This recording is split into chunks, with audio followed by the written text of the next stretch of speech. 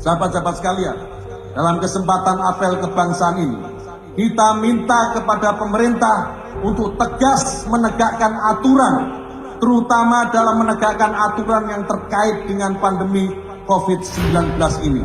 Tidak boleh ada tawar-menawar. Kita tidak peduli, pemerintah ini harus tegas. Tidak peduli yang melanggar itu habaib, yang melanggar itu kiai, yang melanggar itu gubernur, yang melanggar itu wali kota atau tokoh ansor banser sekalipun. Jika protokol kesehatan dilanggar, kita desak pemerintah untuk bersikap tegas, tegakkan peraturan, tegakkan hukum. Tidak usah takut, tidak usah takut. Kita desak pemerintah, tegakkan peraturan ini. Ini penting demi keselamatan seluruh warga bangsa ini.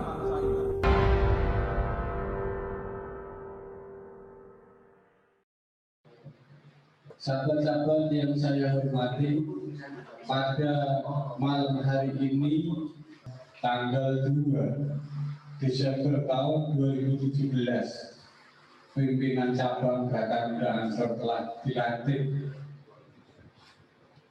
Ini artinya sudah 3 tahun berjalan. Sekaligus kita mengingatkan kita semua, baik saya sendiri, sahabat-sahabat pimpinan cabang, sampai sahabat-sahabat di PRC maupun tingkat nanti, bahwa 1 tahun ke depan akan ada proses pergantian kepemimpinan. Maka ini perlu kita siapkan bersama, bahwa bagaimana proses-proses yang terjadi selama 3 tahun terakhir, proses-proses kejadian dinamika di negara kita ini.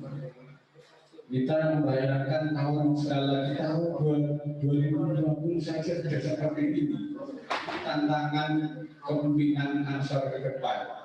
Maka tentu saya berharap ini menjadi bagian dari proses-proses menyiapkan proses kepemimpinan yang akan datang. Apa yang kami lakukan ini belumlah seberapa, dan tentunya ini akan menjadi tantangan kepada calon pemimpin-pemimpin yang akan datang, lebih-lebih di Gerakan Muda Ansor di Tabekan. Sahabat-sahabat yang saya hormati, sebagai bagian dari refleksi di Gerakan Muda Ansor di Kabupaten Jepara, mungkin perlu saya menyampaikan, mengulas ke belakang ini, bukan kemudian ini bagian dari mengkritik, tidak, tapi tentunya ini menjadi bagian dari pembelajaran kita agar tiap tahun dan tahun bertambah tahun Gerakan Muda Ansor ini semakin maju dan semakin berkembang. Tidak ada lain kecuali pilihan itu yang harus kita lakukan bersama-sama. Maka kami memulai dari keterbatasan sampai kemudian bisa berkembang. Tentunya ini harus bisa menjadi PR dan tantangan para sahabat-sahabat Ansor Banser untuk menjadi pemimpin yang akan datang. 2017 ini sebagai bentuk mengingatkan kami, karena saya selaku kader Ansor Banser yang memahami betul bahwa organisasi Gerakan Muda Ansor adalah organisasi pengkaderan, di mana tolak ukur salah satunya adalah berapa banyak para pemimpin Ansor Banser yang bisa kita lahirkan, baik untuk kepentingan jamiah maupun kepentingan bangsa dan negara. Ini yang harus kita kuatkan ke depan, sehingga apa yang sampai hari ini di berbagai bidang, di berbagai kegiatan, kader-kader kita belum bisa banyak berbicara. Masih banyak bidang-bidang yang masih dikuasai oleh kelompok-kelompok di luar kita. Ini tentunya menjadi PR dan tantangan kita bersama lewat Gerakan Muda Ansor. Kita selama 3 tahun, mungkin kalau dulu PAC atau ranting itu hanya banyak yang SK, karena waktu kami nyalon itu ya salah satunya juga harus menerbitkan SK. Jadi saya tahu betul kondisi saat itu. Maka proses PKB di Glansa ini awal tahun kita kejut dan ada 11 di Glansa dan ini tentunya diklat sus kegiatan PKS Susbalan dan lain sebagainya yang kita lakukan. Kemudian dari kegiatan-kegiatan tidak lanjut namun kapasitas tadi, mungkin dari bidang ekonomi beberapa kali mengadakan kegiatan penguatan kapasitas dan kemampuan kader di dalam mengelola bisnis online, karena zamannya sekarang bisnisnya bisnis online. Ini tidak lebih dalam rangka menguatkan peran kader, kemampuan kader menuju kader yang lain. Kemudian dari kegiatan Jalur Ansor, saya perlu mengingatkan di tahun pertama kita menyelenggarakan Ansor bersuara pilih, ini dalam rangka menggugah sekaligus menghidupkan. Tahun kedua, mungkin dari kami memang belum begitu maksimal karena dirusak baru bisa kami selenggarakan sekali. Yang tentu dari harapan dirusak ini lahir perbendaharaan para kiai muda kita, yang itu antara lain diharapkan bisa mengisi kegiatan pembinaan IPAC maupun di tingkat tertentu. Kemudian tahun ketiga kami memang belum bisa berbicara banyak karena dirusak baru bisa kami jalankan sekali. Tentu harapan kami keterbatasan ini menjadi PR kita bersama, karena tidak bisa hanya bergantung kepada PC, tapi keterlibatan PAC maupun ranting lebih-lebih di dalam mengorganisir para gus-gus para kiai kita terlibat di dalam kegiatan kandidasi di tingkat Ansor untuk mengisi menguatkan jamaah atau jamiah pimpinan Jalur Ansor baik di tingkat PC maupun di tingkat ranting. Kita di lapangan masih melihat pengajian ini masih diisi oleh kiai sama-sama NU, harokahnya itu kadang-kadang berbeda. Yang harokahnya dari tahun-tahun politik seperti ini, tahun 2019. Ini mohon maaf, bukan diartikan bahwa NU ini politik praktis, bukan, tapi politik kebangsaan ini yang diajarkan oleh para kiai kita, para pendiri Jamiah Nahdlatul Ulama. Kemudian ada kegiatan LBH, baik pelatihan para legal maupun pendampingan, keamanan, sosialisasi, pencegahan, kemudian kegiatan bangsa, banyak sekali kegiatan bangsa di samping kegiatan pengamanan dan sebagainya. Sahabat-sahabat yang saya hormati,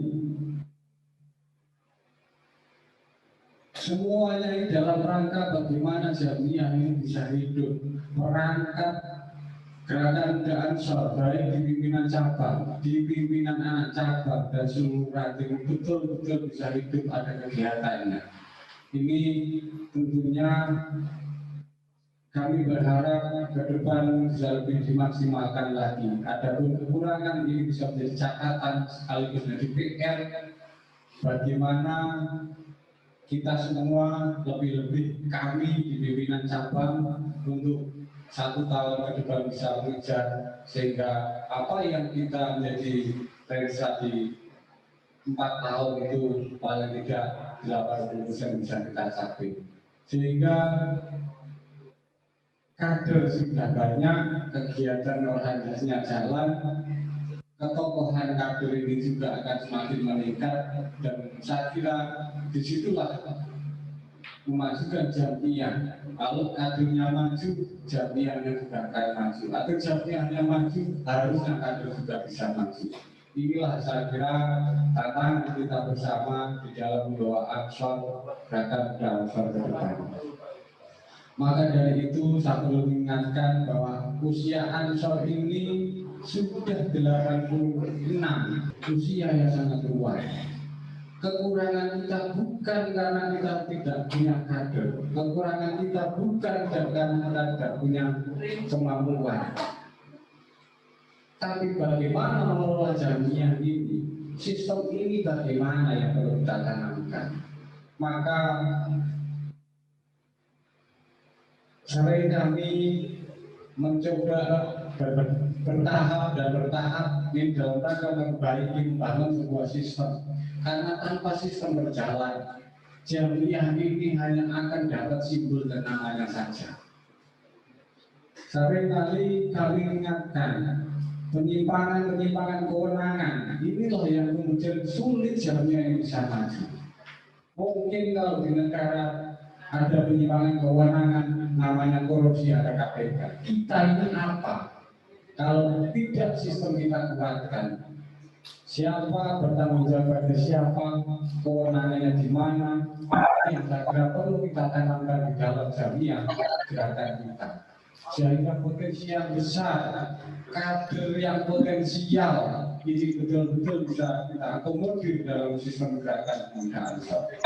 Ini tentu harapan kami menjadi PR dan tantangan kita bersama, bagaimana gerakan Jamiah Ansor yang sporadis, yang masih tumpang tindih ke depan kita bisa membangun ke dalam sistem, dalam birokrasi yang sehat, sehingga seluruh kegiatan Ansor, seluruh kegiatan kemasyarakatan, seluruh tingkatan ini akan bersinergi dengan baik, sehingga Jamiahnya maju, kadernya maju.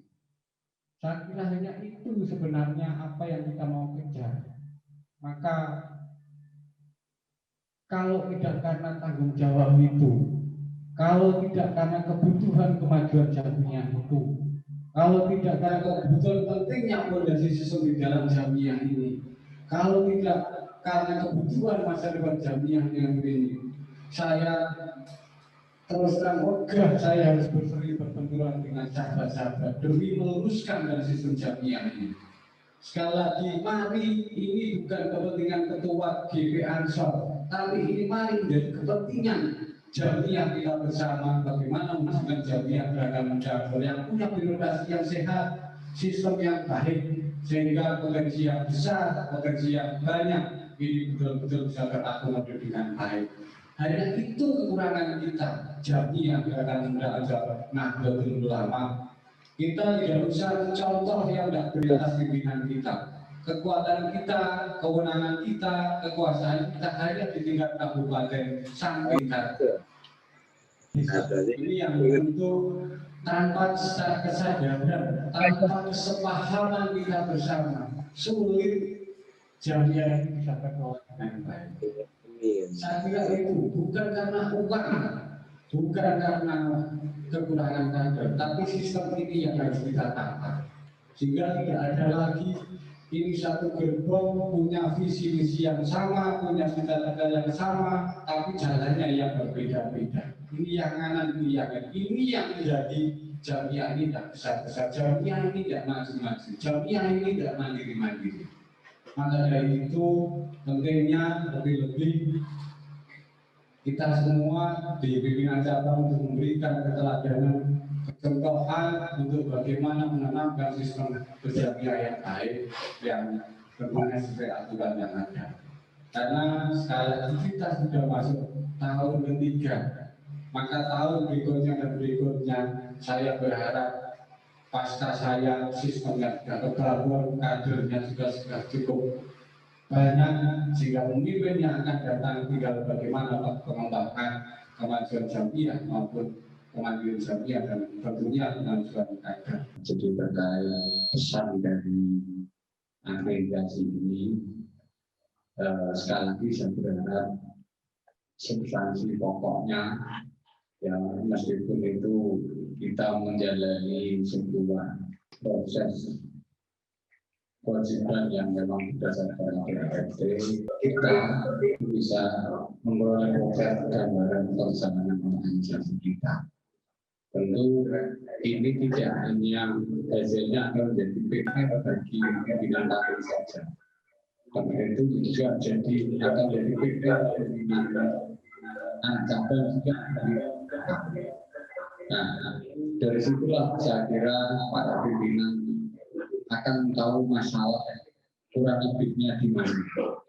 Ini yang kadang-kadang kita punya visi yang sama sekali lagi, tapi tidak semuanya pimpinan itu tahu masalah dan tahu jalan keluarnya.